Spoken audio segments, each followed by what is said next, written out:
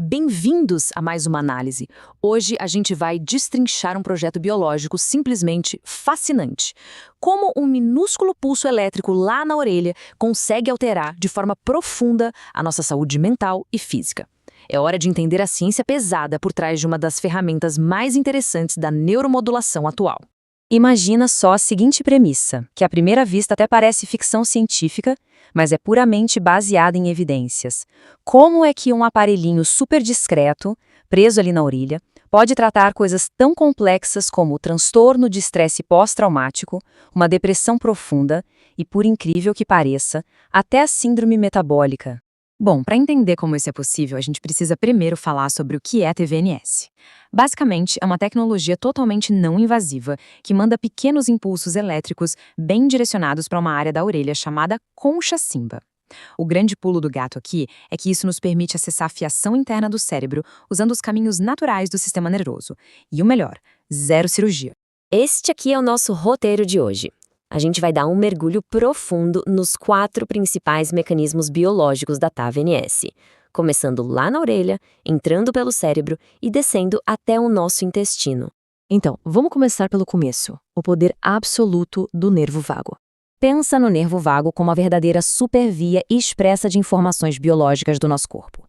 Ele é literalmente uma rede elétrica gigante que fica o tempo todo transmitindo sinais, de lá para cá, conectando o cérebro aos órgãos internos, tipo o coração, os pulmões e o trato digestivo. Então, quando rola aquele estímulo na orelha, a gente está, na verdade, enviando mensagens diretas por essa rodovia principal. E pegando carona nessa via, a gente entra na nossa segunda sessão e vê como isso afeta a regulação do pânico e a extinção do medo. Os dados clínicos são impressionantes. Eles mostram que a TAVNS dá uma bela freada na nossa excitação fisiológica. Os marcadores sistêmicos de ansiedade caem bastante e a técnica acelera muito a extinção do medo condicionado em modelos de TPET. E por ter esse efeito calmante super rápido, ela acaba sendo uma parceira perfeita para terapias comportamentais, tipo a terapia de exposição e prevenção de respostas. E sabe o que é mais doido? A velocidade com que isso acontece. Uma análise médica retrospectiva mostrou que pacientes com níveis altíssimos de ansiedade relataram um alívio enorme nos sintomas com um ciclo de apenas 10 a 15 sessões consecutivas. 15 sessões para uma mudança desse nível? Toda essa queda no pânico nos leva direto para a terceira parte, a modulação de neurotransmissores e como o cérebro se remodela fisicamente. Aqui a gente tem um contraste muito nítido que ilustra bem a situação. De um lado, um cérebro em sofrimento, com níveis baixos de BDNF, pouco GABA para acalmar e o sistema simpático rodando solto em alerta total. Do outro lado, a mágica da TAVNS. Ela inunda o cérebro com serotonina protetora, aumenta o BDNF, que é crucial para a plasticidade neuronal, e devolve o equilíbrio entre o sistema simpático e parasimpático. É de fato uma mudança na química estrutural. Com essa mudança química em mente, a gente entra no campo da imunologia para falar sobre o combate à neuroinflamação. Para basear isso na ciência pesada, as pesquisas mostram que estimular um nervo vago meio que acorda um sistema de defesa natural do corpo. É a chamada via anti-inflamatória colinérgica endógena. E tudo isso dispara com o aumento da liberação de acetilcolina.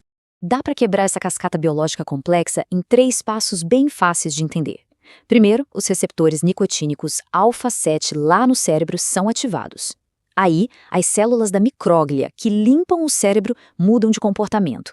Elas abandonam aquele estado inflamatório tóxico M1 e adotam uma forma totalmente protetora e reparadora, a M2. O resultado final? Uma queda drástica nas citocinas pró-inflamatórias que estavam detonando os tecidos cerebrais. Mas a coisa não fica só dentro do crânio, não. Vamos viajar de novo pelo nervo vago, agora para explorar o famoso eixo intestino-cérebro e o problema da disbiose. Olha só esses dados incríveis de sequenciamento genético em ratos submetidos a estresse crônico.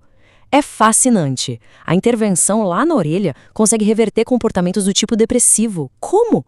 Porque ela resgata e regula fisicamente populações essenciais de bactérias lá no intestino, como as Lactospiraceae e os lactobacilos. O intestino cura e a depressão vai embora. E o mais legal é ver até onde a TAVNN consegue chegar. Ela ajuda a fechar e curar fisicamente a barreira intestinal, revertendo a famosa síndrome do intestino permeável. Isso reduz aquela inflamação sistêmica pelo corpo todo e, de quebra, ainda corrige problemas severos no metabolismo de lipídios e de ácidos biliares. É uma verdadeira restauração metabólica do corpo inteiro. Para amarrar todos esses mecanismos absurdos, vamos dar uma espiada no futuro da neuromodulação. A grande lição, a conclusão definitiva de toda essa ciência é muito clara. O nosso corpo não é uma máquina cheia de peças isoladas que quebram de forma independente. Ele é um gigantesco circuito biológico contínuo, extremamente interconectado. Cérebro, imunologia, emoções, bactérias intestinais, tudo conversa o tempo todo usando o nervo vago como cabo de fibra ótica principal. E aí, para fechar, fica esta reflexão. Como é que a medicina e a psiquiatria vão mudar quando todo mundo se der conta de que a chave para curar uma mente ansiosa e inflamada talvez não seja só química, mas sim elétrica, e que pode ser acessada com um simples estímulo na orelha? É para pensar, né? Muito obrigado por acompanhar essa nossa análise e até a próxima jornada de conhecimento.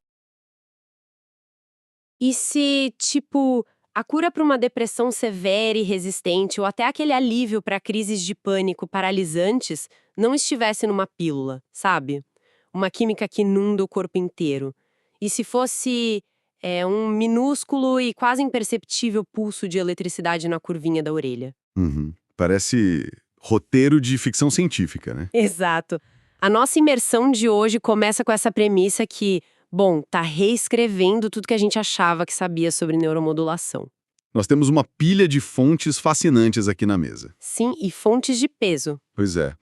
Tem ensaios clínicos robustos, teses de mestrado super complexas sobre o desafio do efeito placebo e, muita pesquisa neurofisiológica de ponta. Tudo focado na TAVNS, que é a estimulação transcutânea auricular do nervo vago. É um nome comprido, mas o conceito é genial. Muito! E a nossa missão hoje é mapear esse trajeto. Como que uma faísca ali na pele da orelha desce pelas vias neurais, apaga o medo e chega ao ponto bizarro de ditar quais bactérias sobrevivem no intestino. Eu tô muito impressionada com isso. Eu também fiquei fascinado quando estava revisando o material. O mais intrigante dessa pilha de estudos é como eles convergem para uma mudança de paradigma real. Porque, historicamente, quando se pensava em estimular o nervo vago para tratar, digamos, epilepsia ou depressão resistente... Era algo super cirúrgico, né? Exatamente. A imagem era brutal. Uma cirurgia invasiva, um dispositivo tipo um marca-passo implantado no peito do paciente. E com fios passando por baixo da pele até o pescoço. Nossa. É uma intervenção cara, cheia de riscos. O que a TAVNS faz é usar um portal anatômico que, estava ali o tempo todo. Mas aí que tá. Por que a orelha e não, sei lá, a ponta do dedo ou a nuca? Porque o nervo vago é basicamente o cabo de fibra ótica principal do corpo, conectando o cérebro aos órgãos. O que faz desse ponto na orelha algo tão especial? A resposta está numa pequena depressão na cartilagem chamada concha simba. O corpo humano é, de certa forma, uma fortaleza, né? E o nervo vago geralmente corre lá no fundo, protegido por várias camadas de tecido e músculo. Escondido. Isso. Mas a concha simba é a única, e eu repito, a única região do corpo inteiro onde as ramificações aferentes do nervo vago emergem e chegam ali, na superfície da pele. Caramba. Apenas ali. Apenas lá. É um acesso periférico direto, sem barreiras, direto para o tronco cerebral. Você só precisa encostar um eletrodo externo. É quase um presente da anatomia humana que a tecnologia agora aprendeu a usar. Bom, isso já muda o jogo em termos de acessibilidade, com certeza. Mas, antes da gente dissecar os mecanismos microscópicos dessa fibra óptica, vamos trazer isso para a realidade clínica. Para quem está nos ouvindo, o que acontece com o comportamento de quem recebe esse estímulo? O quão eficaz é colocar um clipe dando choquinhos na orelha de alguém que está numa depressão profunda? Os dados impressionam pela consistência.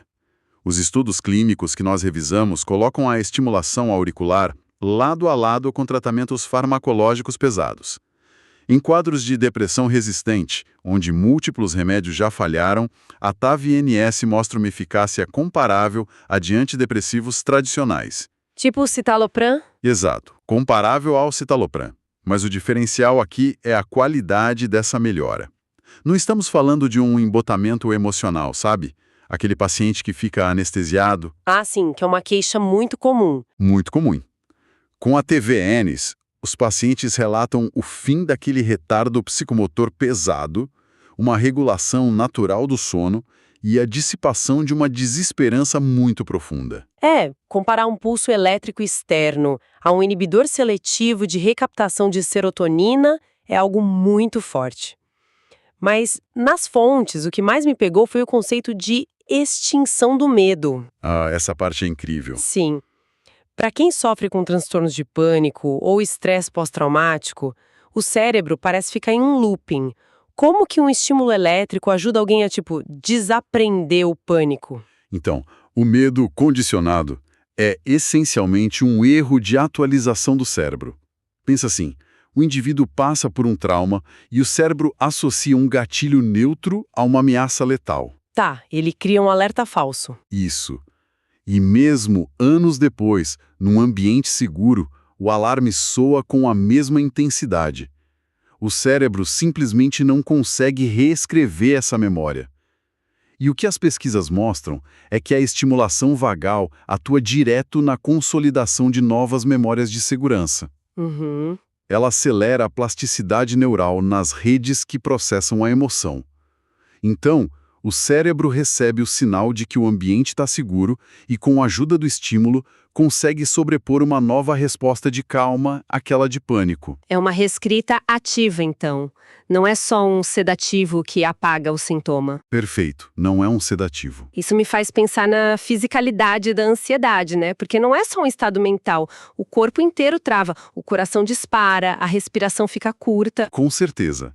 E para ilustrar o quão físico isso é, um dos estudos mais reveladores na nossa pilha focou numa população bem inesperada: pacientes com doença de Parkinson. Parkinson. Onde a ansiedade entra nisso? Pois é. A pesquisa documenta que quando esses pacientes têm altos níveis de ansiedade, o controle postural deles se deteriora drasticamente. A capacidade de transferir o peso do corpo de forma fluida desaparece. Nossa, o pânico afeta a mecânica do corpo? Exato. E o que o estudo fez? Aplicou a TVNS, o resultado foi uma redução notável nos erros de movimento e uma restauração da fluidez física desses pacientes. Mas peraí, deixa eu ser um pouco crítica aqui. No caso de uma doença neurológica motora como Parkinson, essa eletricidade na orelha não estaria só agindo como um relaxante muscular periférico? Como assim? Tipo um daqueles aparelhos de fisioterapia que dão choque e soltam a musculatura mecânica, sabe? Como a gente tem certeza de que isso está realmente desligando a ansiedade lá na raiz, no cérebro? Uma ótima pergunta. A distinção fica clara quando olhamos para a via de sinalização. A TAV-NS não envia sinais direto para os músculos se soltarem. O que ela faz é intervir no sistema nervoso autônomo. Tá. A ansiedade crônica mantém a pessoa num estado perpétuo de sobrecarga do sistema simpático, o famoso lutar ou fugir. O alerta máximo. Isso. O tônus muscular fica rígido porque o corpo acha que precisa sobreviver a um ataque. A estimulação na concha simba meio que sequestra essa resposta, forçando a ativação do sistema parasimpático. Que é o modo de descansar e digerir. Exatamente. Ao reequilibrar essa gangorra do sistema autônomo, a tempestade no tronco cerebral para. O corpo relaxa a postura não porque o músculo foi massageado, mas porque a mente parou de emitir sinais de perigo. O controle motor melhora por tabela. Ah, entendi. O alarme é desligado, a musculatura entende que não tem nenhum leão na sala e o pânico físico recua. Mas aí vem a pergunta inevitável. O que está acontecendo fisicamente dentro do crânio? Como que essa corrente na orelha reescreve a tempestade elétrica do próprio cérebro? Quando os pesquisadores mapearam o cérebro em tempo real usando eletroencefalogramas, durante o estímulo, o achado mais gritante foi um mergulho na potência da banda high gama no córtex pré-frontal. Banda high gama? E o que essa queda significa na prática? Como isso vira uma sensação de alívio para a pessoa? Pensa na banda high gama como o som de um motor trabalhando muito acima do limite de giros. Quase fundindo? É. No córtex pré-frontal, essa hiperatividade elétrica é a assinatura neurológica da ruminação. É aquele pensamento catastrófico em loop, angústia extrema rodando a 1000 por hora. Nossa, quem tem ansiedade conhece bem esse motor. Conhece demais. E quando a TVNS reduz a potência dessa frequência, o paciente sente isso como se alguém estivesse abaixando o volume da própria ansiedade. O ruído do desespero simplesmente perde a força. O silêncio mental finalmente aparece. Mas, bom, tratar a depressão não é só sobre silenciar a angústia, né? A pessoa precisa recuperar a capacidade de focar, de tomar decisões. Sem dúvida, o silêncio é só o começo. Simultaneamente à queda desse excesso de processamento, eles observaram a modulação de outras ondas, como o aumento das atividades delta e teta nas áreas frontais. E essas são boas. São essenciais. Essas frequências são a base do controle cognitivo e da resolução de conflitos. É o cérebro se reorganizando para conseguir prestar atenção. E para sustentar tudo isso, o nervo vago desencadeia a liberação maciça de GABA. Que é meio que o freio do cérebro, certo? Isso, o freio principal do sistema nervoso, estancando a excitabilidade tóxica. E tem também a liberação de norepinefrina, que devolve o estado de alerta e a clareza mental que a depressão costuma roubar. Eu estava lendo a seção sobre neuroplasticidade nas fontes e o nome BDNF, que é o fator neurotrófico derivado do cérebro, aparece o tempo todo nessa reconstrução. Eles chamam de fertilizante para o cérebro porque ajuda os neurônios a crescerem. E a depressão severa meio que deixa esse solo estéril, né? Então a eletricidade, de certa forma, joga o adubo de volta. A imagem do fertilizante é ótima, mas vamos adicionar uma camada anatômica aí. O BDNF não está só nutrindo o terreno passivamente. Quando a estimulação vagal ativa a via de receptores chamada TRKB, através da liberação desse BDNF... TRKB, tá? Isso. Ela está fornecendo os andaimes e os tijolos estruturais para construir novas pontes entre os neurônios. Lembra da extinção do medo que a gente falou? Sim, de desaprender o trauma. Exato. Desaprender exige criar circuitos neurais novos e mais fortes que os do medo. Sem a sinalização do BDNF, o cérebro não tem material de construção para fixar essa nova memória de segurança. Então, a eletricidade não está só aliviando o sintoma, ela viabiliza uma reforma estrutural na rede. É fascinante pensar em um reparo de engenharia biológica. Mas a nossa análise aponta para uma causa ainda mais sorrateira por trás do adoecimento do cérebro: a inflamação. Ah, sim. O grande vilão silencioso. Pois é, a biologia moderna entende que a depressão não é só um desequilíbrio elétrico. É muitas vezes um estado crônico de cérebro inflamado. Mas como que um pulso elétrico consegue apagar um incêndio imunológico? Essa é talvez a parte mais revolucionária de toda a literatura que revisamos. O cérebro tem as próprias células de defesa, chamadas de micróglia. Numa pessoa saudável, elas são as faxineiras silenciosas que reparam tecidos. Mas sob estresse severo ou trauma, rola uma mudança bizarra. Essas células se polarizam para o que a ciência chama de estado M1. Deixa eu tentar montar uma imagem mental para quem está ouvindo. As células no estado M1 seriam tipo uma brigada de bombeiros que, por causa de um rádio quebrado, surtou completamente. Boa. E em vez de proteger a floresta, eles começam a jogar gasolina e atear fogo em tudo, liberando toxinas que destroem os próprios neurônios. É por aí. A analogia capta o desastre perfeitamente. O fenótipo M1 é altamente destrutivo e inunda o cérebro com citocinas perigosas. E é aqui que a TVNS entra. Ela não tenta combater as chamas diretamente. Ela vai no rádio quebrado. O estímulo elétrico força o nervo vago a liberar acetilcolina. E essa substância viaja e se encaixa em receptores incrivelmente específicos, os alfa-7-NHCRR, na superfície dessa micróglia enlouquecida. O momento desse encaixe é como virar uma chave mestre. O rádio volta a funcionar com ordens diretas do comandante. Exato. O encaixe da acetilcolina inibe instantaneamente as vias que estavam produzindo as toxinas, tipo a NF e κB. A fábrica de inflamação é trancada por dentro e citocinas ruins como TNF, alfa e L6 despencam. Caramba! E mais do que isso, A estimulação força fisicamente a micróglia a abandonar a forma agressiva M1 e se converter para o estado M2. Que seria a verdadeira equipe de resgate. Isso, neuroprotetora, reparadora, que limpa os detritos da inflamação.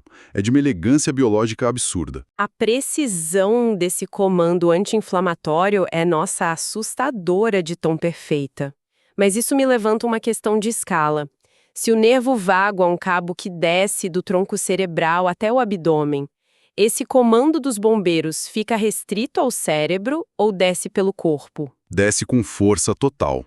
E o destino primário é o ecossistema complexo do nosso trato gastrointestinal. O eixo intestino-cérebro? Ele mesmo.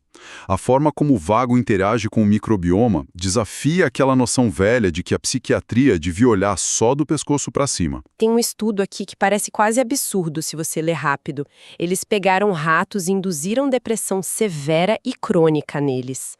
A microbiota do intestino desses ratos ficou totalmente desregulada, cheia de bactérias inflamatórias. O padrão típico de estresse crônico. Aí eles aplicaram a TAVNS nas orelhas dos ratinhos. E os animais não só voltaram a ter comportamentos normais, sem depressão, como a estrutura física das colônias de bactérias no estômago deles foi reconstruída. Como que a eletricidade na orelha dita quem vive e quem morre lá no fundo do intestino. É tipo mandar uma mensagem de texto pelo nervo vago. A ideia da mensagem de texto é tentadora, mas a mecânica é mais ambiental. O cérebro não fala a língua das bactérias, né?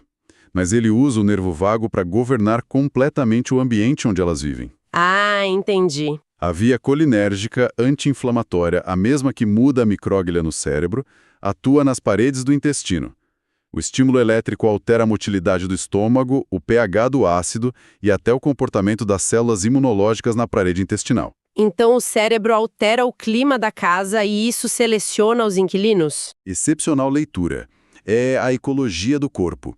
Ratos e humanos muito deprimidos têm uma fisiologia intestinal inflamada, o que favorece bactérias que prosperam no caos. Faz sentido. Quando a TVES restaura a ordem digestiva, o ambiente fica inóspito para bactérias ruins e volta a ser um paraíso para micróbios benéficos, como os parabiteroides. E aí ocorre uma queda vertiginosa nos precursores inflamatórios, como o metabolismo do ácido araquidônico. O que nos leva ao conceito do vazamento, né? Da barreira intestinal e da barreira hematoencefálica.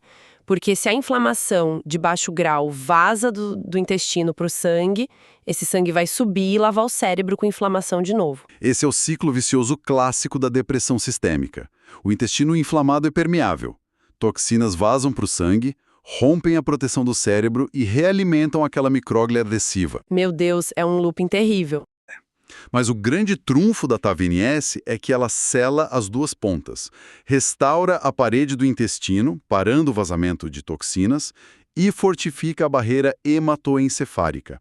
A lição é que tratar a mente exige resgatar a ecologia do corpo inteiro, ao mesmo tempo. Com tantos efeitos, tipo reequilíbrio de ondas, conversão imunológica, silenciamento do pânico e, nossa, a reescrita do microbioma, é impossível não ser um pouco cética. Ah, a gente precisa ser. É, porque sempre que algo soa muito milagroso, a sombra do efeito placebo cresce.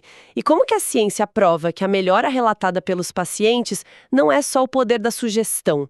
Imagina, eu coloco um aparelho na sua orelha, luzes piscam, você sente um formigamento elétrico e eu, de jaleco branco, garanto que você vai melhorar. A expectativa vai lá no teto. Exato! As chances de você me dizer semanas depois que se sente melhor são enormes. O desafio de provar a eficácia real, separada da expectativa, é monumental mesmo. E a tese de mestrado da pesquisadora Bruna Santos, que está aqui na nossa base, ataca o calcanhar de Aquiles dessa área. O problema do cegamento dos estudos. Porque na farmacologia é fácil, né? Dar uma pílula de farinha para um grupo e o remédio para o outro. Mas como você esconde a eletricidade? Esse é o ponto.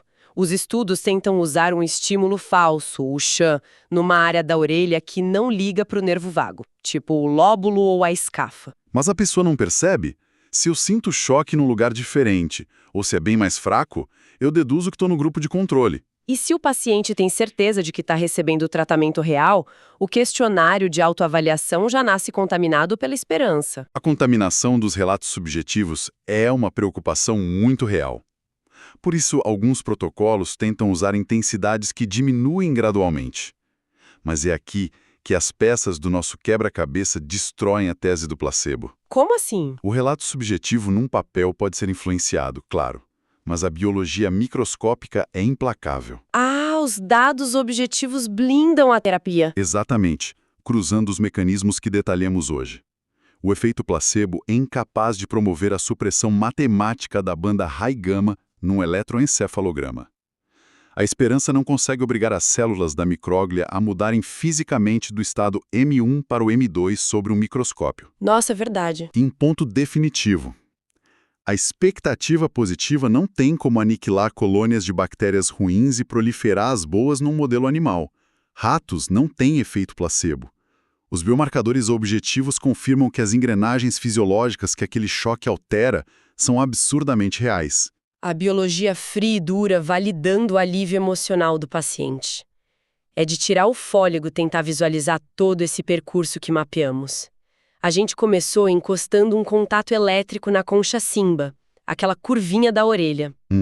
Acompanhamos essa faísca descer pelas fibras, até o tronco cerebral, subir ao córtex e desligar a ansiedade no high-gama. Vimos o sinal recrutar acetilcolina para apagar o incêndio das células, permitindo ao cérebro desaprender o trauma e devolver a fluidez do corpo. E terminamos lá no intestino, expulsando bactérias ruins e reconstruindo uma flora saudável. Tudo isso só com o estímulo na pele. É a constatação de que não existem fronteiras reais entre a eletricidade, a imunidade e a saúde mental. Tudo é um grande circuito hiperconectado. E vendo isso pelas lentes da ciência, fica evidente que estamos no limiar de um salto evolutivo gigantesco. Com certeza. Com o mapeamento desses nervos periféricos, a porta da medicina bioeletrônica está escancarada. Se já conseguimos intervir na inflamação central, resgatar redes neurais e ditar o microbioma sem as reações adversas da farmacologia tradicional, para onde a gente vai a partir daqui? A provocação que fica para quem acompanha a nossa análise é se estamos testemunhando o entardecer da era química no tratamento da mente. Sabe, talvez num futuro não tão distante, as receitas médicas deixem as miligramas e os comprimidos sintéticos no passado. Imagina só. Use a sua arquitetura neural e prescreva frequências em hertz e microamperes milimetricamente dosados. O acesso direto para convencer o corpo a se curar sempre esteve ali, na superfície da orelha. Quem diria que escutar o corpo ganharia um sentido tão literal, né? Bom, fica a reflexão para continuarmos acompanhando essa interface fascinante entre corpo e tecnologia.